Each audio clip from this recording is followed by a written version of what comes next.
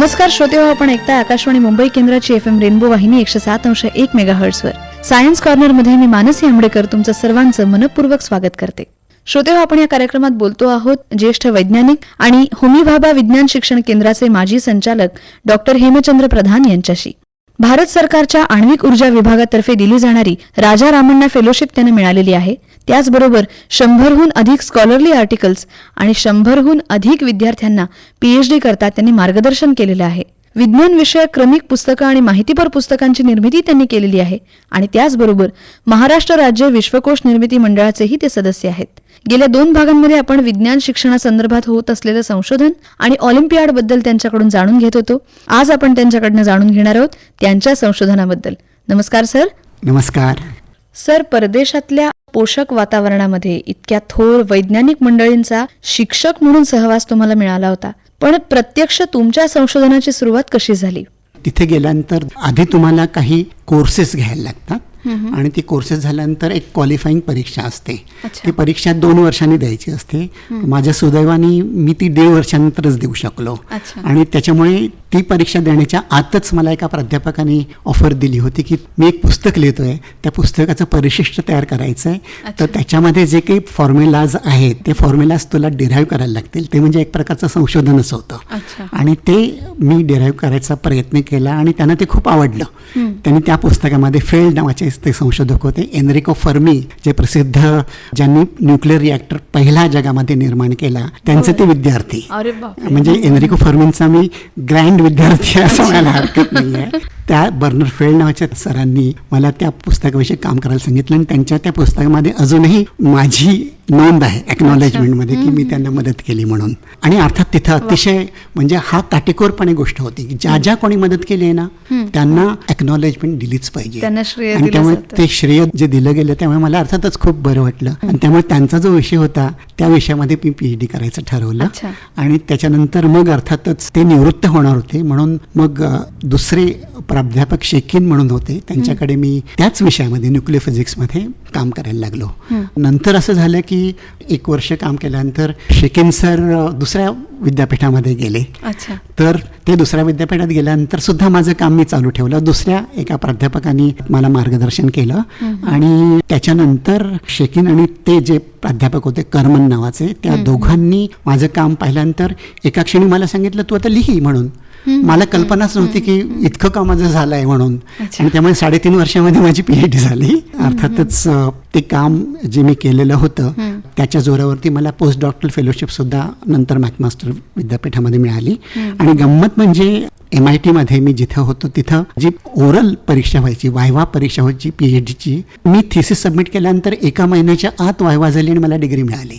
आणि ती वायवा घेताना MIT मधले प्राध्यापक इतक्या जगातल्या गुणवत्तेचे चांगले असतात की त्यामुळे त्यांना बाहेरचे कोणी आणायलाच लागत नाहीत, आतमध्येच परीक्षा होते. आणि गंमत म्हणजे माझी जी परीक्षा चालू होते त्यावेळेला एक चांगला अनुभव असा, प्रायोगिक भौतिकशास्त्र करणारे एक प्राध्यापक होते आणि त्यांनी मला प्रश्न विचारला की माझ्या संशोधनाचं प्रायोगिक फलनिष्पत्ती काय.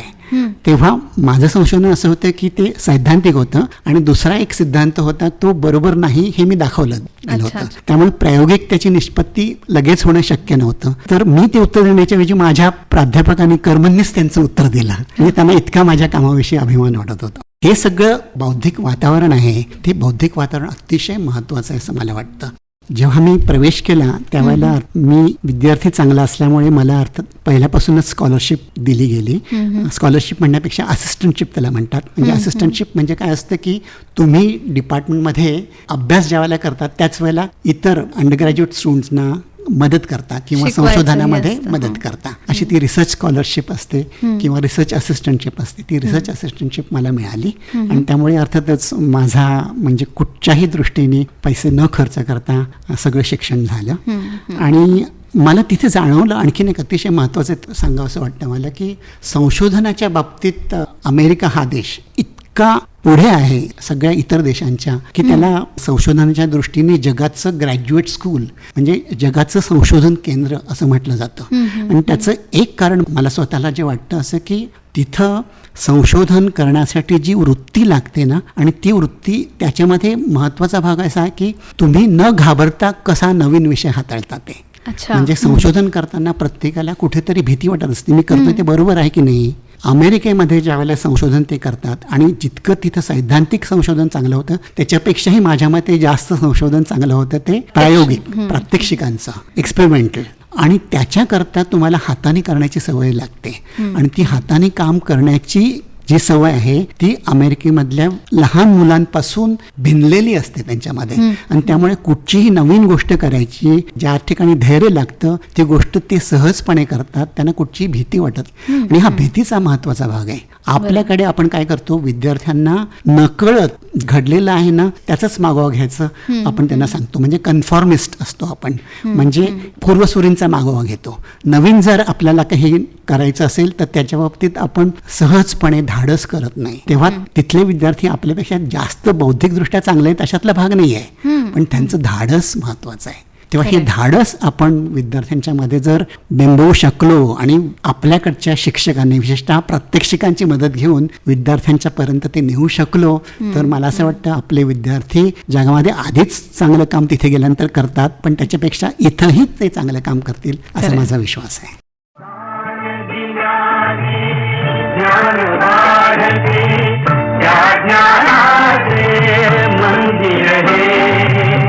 सत्य शिवाहून सुंदर हे, सत्य शिवाहून सुंदर हे, सत्य शिवाहून सुंदर हे, सत्य शिवाहून सुंदर हे.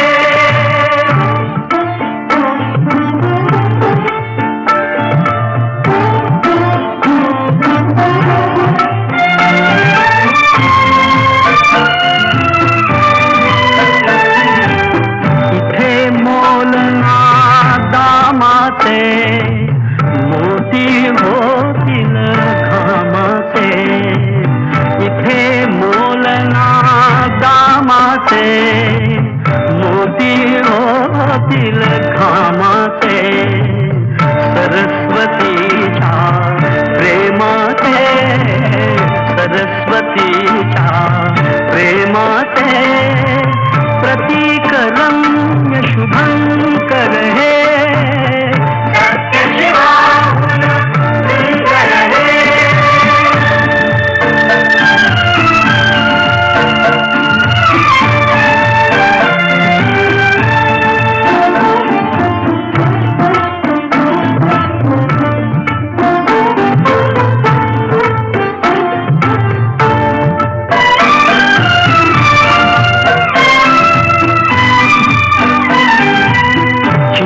चिरा हा घडवावा, कळस कीर्तीचा चढवावा.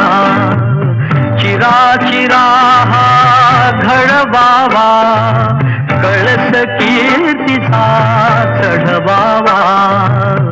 अज्ञानी तो पढवावा, अज्ञानी तो पढवावा. थेंब आम्ही तर सागर हे,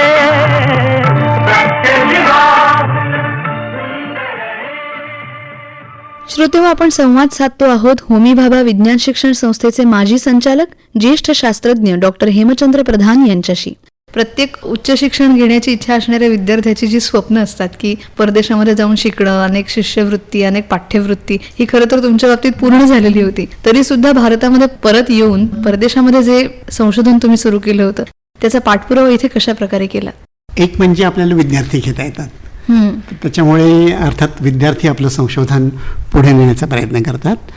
दुसरं म्हणजे मला जी अडचण जाणवली ती अशी की मी येऊन इथं असं ठरवलं होतं की मला महाविद्यालयातच शिकवायचं आहे आणि त्यामुळे महाविद्यालयामध्ये सहकारी जे त्यांच्या संशोधनाचा प्रश्न होता आणि तिथे संशोधन होत नव्हतं. आणि त्यामुळे अर्थातच म्हणजे आपल्याला जेव्हा संशोधन करायचं असतं त्यावेळेला तेवढेच चांगले सहकारी लागतात आणि ते वातावरण आपल्याकडे नसल्यामुळे तो प्रश्न होता. मी रुईया कॉलेजमध्ये शिकवत असताना मला असं जाणवलं की माझा जो न्यूक्लिअर फिजिक्समध्ये इंटरेस्ट आहे त्याचबरोबर मला शिक्षणशास्त्रामध्ये विशेषतः विज्ञान विद्यार्थी कसं शिकतात त्याच्यामध्ये इंटरेस्ट आहे आणि त्यामुळे त्या दृष्टीने आपल्याला संशोधन आपलं वळवता येईल का असं मी करायचा प्रयत्न केला आणि तो अर्थातच होमी भावविज्ञान शिक्षण केंद्रामध्ये आल्यानंतर सफल झाला. अच्छा. आणि आणखीन महत्त्वाचं असं की शिकवायचं भौतिकशास्त्र म्हणजे काय, मग त्याच्याच संबंधामध्ये नवीन पुस्तकं करायची, नवीन तऱ्हेने लेक्चर्स द्यायची, याच्यासाठी सुद्धा तुम्हाला खूप संशोधन करायला लागतं. आणि ते संशोधन फिजिक्स एज्युकेशन सारख्या विषयांमध्ये जर्नल्स आहेत, तिथे आपल्याला प्रसिद्ध करता येतं. आणि ते मी अनेक वर्ष करत आलो आहे. Indian association of physics teachers या संस्थेचे तुम्ही राष्ट्रीय अध्यक्ष म्हणून कार्यरत आहात. या संस्थेमध्ये नेमकं कशा प्रकारे काम होतं ते आम्हाला सांगा. ही जी संस्था आहे ती भौतिकशास्त्रामध्ये जे जे शिक्षक आहेत देशभरामध्ये, अगदी शालेय स्तरापासून विद्यापीठीय स्तरांवरती, त्या सगळ्यांची मिळून ही संस्था आहे. आणि ह्या संस्थेमध्ये या सगळ्यांच्या एकंदर कामामध्ये जो सर्वसामान्य दुवा आहे, कॉमन फॅक्टर आहे, शैक्षणिक काम आहे, त्याच्यावरती भर दिला जातो. आणि त्याच्यामुळे आमची दरवर्षी एक राष्ट्रीय अधिवेशन भरतं. त्या अधिवेशनामध्ये शोधनिबंध पण प्रसिद्ध होतात आणि त्याचबरोबर शिकवायचं कसं हेही तिथं मांडलं जातं. आणि त्याचबरोबर आमची देशामध्ये जवळजवळ 22 रिजनल काउन्सिल्स आहेत, म्हणजे जवळजवळ प्रत्येक राज्यामध्ये एक काउन्सिल असल्यामुळे त्यांच्यातर्फे प्रत्येक राज्यामध्ये निरनिराळे कार्यक्रम घेतले जातात, विशेषतः शिक्षकांच्या प्रशिक्षणासंबंधात किंवा विद्यार्थ्यांना भौतिकशास्त्राकडे कसं ओढता येईल याच्या संबंधीचे कार्यक्रम किंवा काही डेमॉन्स्ट्रेशन्स त्याच्याविषयी. आणि अशा तऱ्हेने अतिशय ऍक्टिव्ह अशी एक संस्था आहे. आमचं एक देशभर नियमितपणे गेल्या 25 वर्ष सातत्यानं दर महिन्याला प्रसिद्ध होणारं बुलेटिन आहे. त्याच्यामध्ये आमच्या सगळ्या कार्यक्रमांची माहिती येत असते. आणि त्याही खेरीज ऑलिम्पियाड ज्या स्पर्धा होतात ना, त्याचं पहिल्या स्तरावरची जी परीक्षा असते, आणि या पहिल्या स्तरावरच्या परीक्षेला प्रत्येक विषयामध्ये जवळजवळ 30,000 विद्यार्थी बसतात. अरे बापरे. त्या विद्यार्थ्यांची परीक्षा घेण्याची पहिल्या स्तरावरची जबाबदारी इंडियन असोसिएशन ऑफ फिजिक्स टीचर्सची आहे. आणि त्या परीक्षा नुकत्याच पहिल्या स्तरावरच्या या वर्षीच्या पार पाडल्या.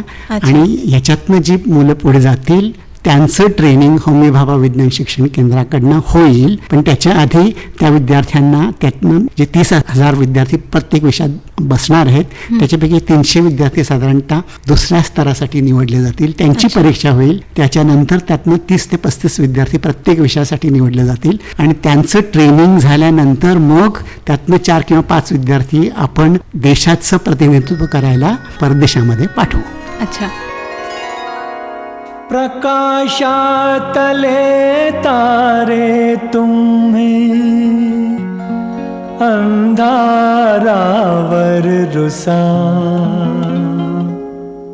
हसा मुलानो हसा. प्रकाशातले तारे तुम्हें अंधारावर रुसा हसा मुलानो हसा हसा मुलानो हसा.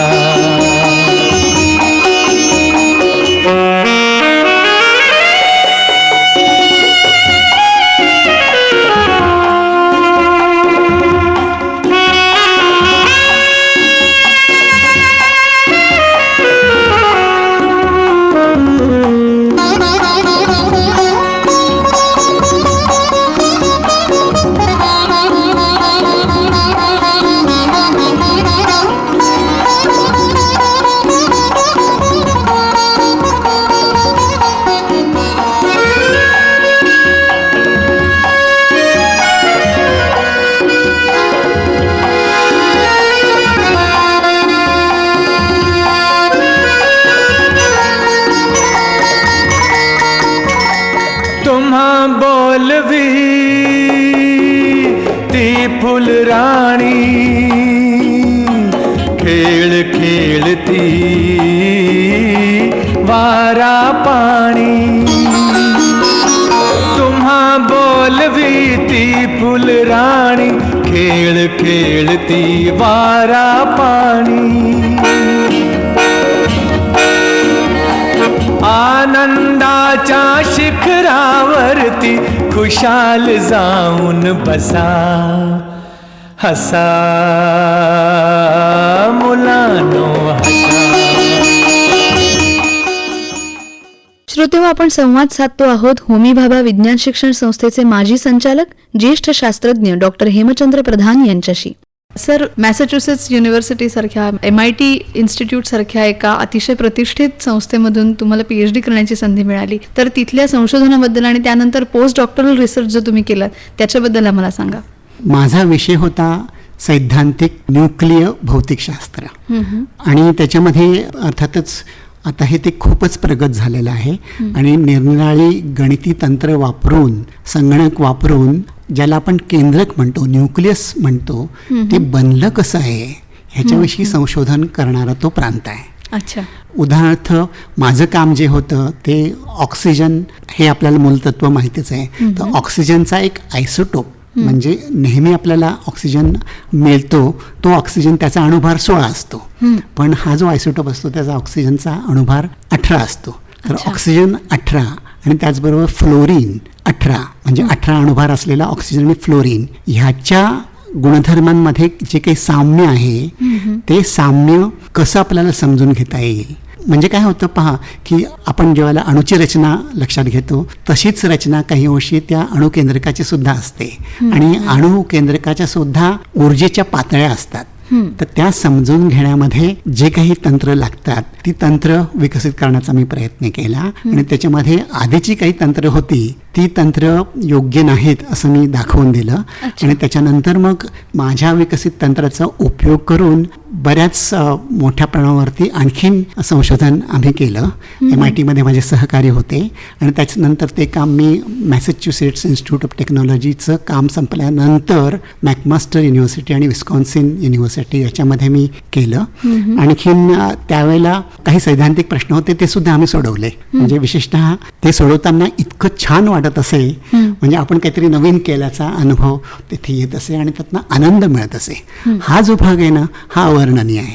आणि त्यात एक तुम्हाला सांगायला हरकत नाही आहे की 1973 मध्ये मी एक लिहिलेला जो पेपर आहे त्याचा 2017 मध्ये सुद्धा अजून संदर्भ दिला जातो. अच्छा. म्हणजे हे काम आपल्याला इतकं छान वाटतं की अरे आपण केलेलं काम, म्हणजे जसं विद्यार्थी आपण घडवतो आणि ते पुढे आपल्याला सांगतात की आम्ही तुमचा विद्यार्थी होता, त्याचप्रमाणे आपलं संशोधन एक 45 वर्षानंतर सुद्धा वापरलं जात आहे.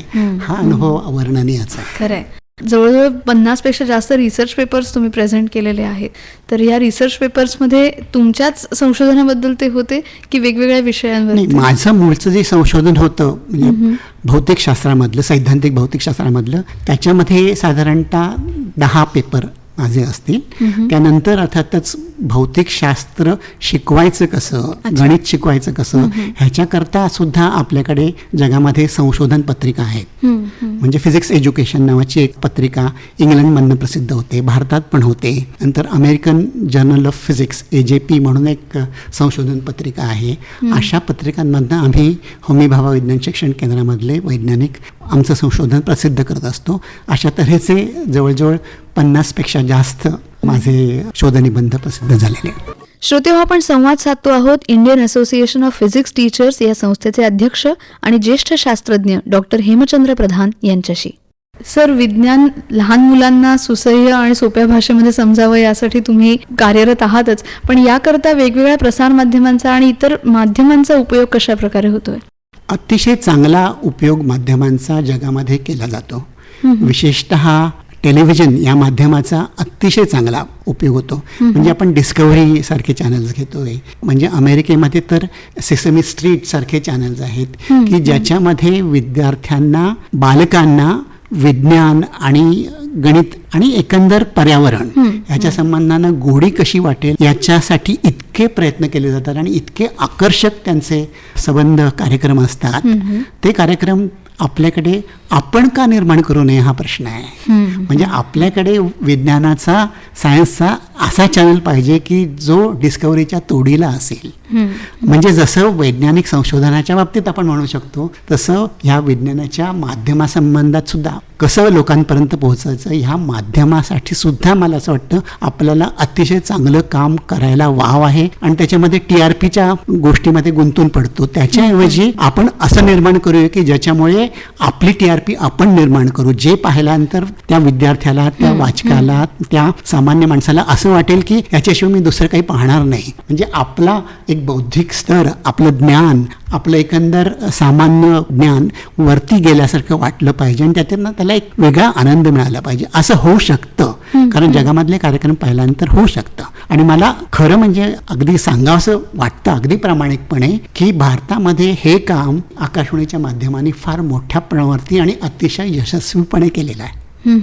म्हणजे रेडिओ या माध्यमाची तितकी कल्पना नसेल, परंतु ते जेव्हा गावागावात पोहोचलेलं असतं आणि गावागावातल्या विद्यार्थ्यांना शैक्षणिक कार्यक्रम किंवा विज्ञानाचे कार्यक्रम किंवा सर्वसाधारण उत्कृष्ट नाटिका किंवा नभोनाट्य जेव्हा लोक ऐकतात ना, तेव्हा त्यांचा एक वेगळ्या तऱ्हेचा अनुभव त्यांना येत असतो. ऑल इंडिया रेडिओ मी लहानपणापासून ऐकत आलेलो आहे आणि त्यामुळे मला असं वाटतं की हे माध्यम अतिशय प्रभावीपणे आपल्याकडे वापरलं गेलेलं आहे. म्हणजे अगदी भारतीय इतिहासापर्यंत वेगवेगळ्या मालिका, विज्ञानावरच्या मालिका अशा रेडिओनी तयार केलेल्या आहेत. आणखीन हे माध्यम त्या दृष्टीने पुढे जायला पाहिजे आणि विशेषतः भारताच्याकडे जो डेमोग्राफिक ॲडव्हान्टेज आहे, म्हणजे सर्वात तरुण देश आहे आणि तो तरुण देश आहे, केवळ पुढची 20 वर्ष तो ॲडव्हान्टेज आपल्याकडे राहणार आहे. तर ह्या 20 वर्षामध्ये असं जोराने आपण जर प्रयत्न केला आणि माध्यमांचा सबळ उपयोग केला तर जे आपल्याला अभिप्रेत आहे देशाच्या प्रगतीच्या दृष्टीने ते साध्य होईल.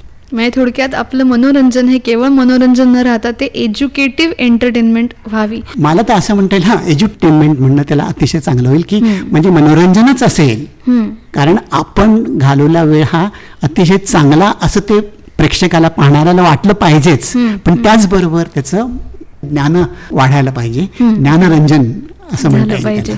विज्ञान संशोधन जास्तीत जास्त प्रमाणामध्ये भारतीय विद्यार्थ्यांनी करावं, यासाठी लहान मुलांचं मनोरंजन हे ज्ञानरंजन व्हायला हवं, हे आपल्याला सरांनी सांगितलं. अतिशय छान माहिती तुम्ही दिलीत, त्याबद्दल मनपूर्वक धन्यवाद. श्रोतेहो, आजचा कार्यक्रम तुम्हाला कसा वाटला हे आम्हाला जरूर कळवा. त्यासाठी आमचा ईमेल ॲड्रेस आहे sciencecorner@fmrainbow@gmail.com. आजच्या कार्यक्रमासाठी तांत्रिक सहाय्य केलं होतं भरत बांदेकर आणि रिया राऊळ यांनी. निर्मिती सहाय्य केलं होतं चेतना झांजे आणि ऐश्वर्या सांगेकर यांनी. सादरकर्त्या नेहा खरे यांच्यासह मी मानसी आंबेडकर आता इथेच तुमचा निरोप घेते. पुन्हा भेटूया, तोपर्यंत नमस्कार.